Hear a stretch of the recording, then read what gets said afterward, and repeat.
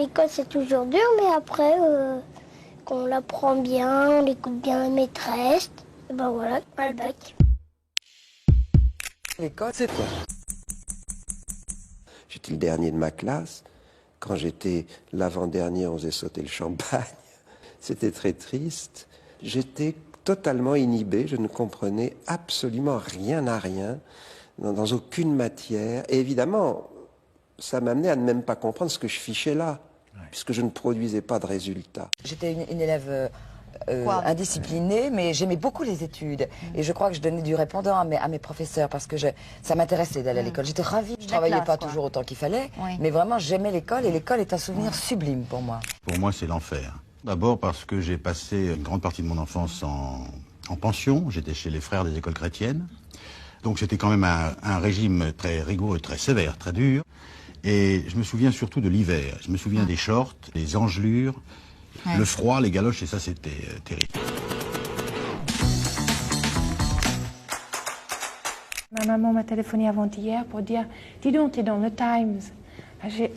Ça j'étais contente. Contente pour mes parents et puis pour ma maîtresse d'école. Parce qu'elle avait cultivé mes goûts quand j'étais petite. Et j'ai voulu lui prouver que je pensais toujours et constamment à elle. Tu te relèves. Qu'est-ce que c'est que le te? Tu relèves qui te?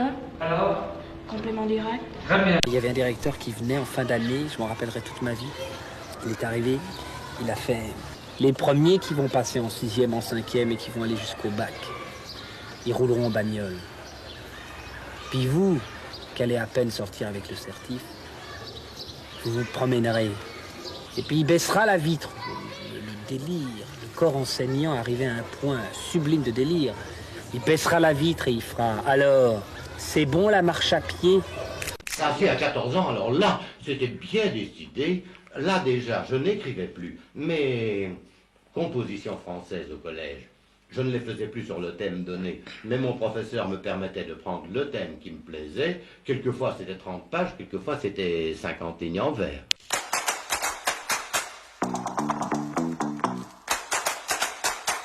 Quand j'étais jeune, on me faisait toujours apprendre des choses qui m'ennuyaient beaucoup, parce que c'était toujours la même chose.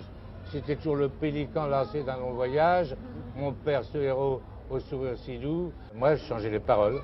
C'était plus marrant. Moi, j'ai connu des écoles à une époque où on frappait encore les élèves. Je me souviens, par exemple, d'une école communale où il y avait un professeur de musique qui vous donnait des coups de diapason sur la tête. C'est pas que c'était méchant. Il faisait peut-être pas ça pour faire mal. Enfin, moi, j'ai toujours chanté faux, de toute façon. N'oublions pas les gadgets de la rentrée scolaire, le gros crayon à billes aux 15 couleurs incorporées.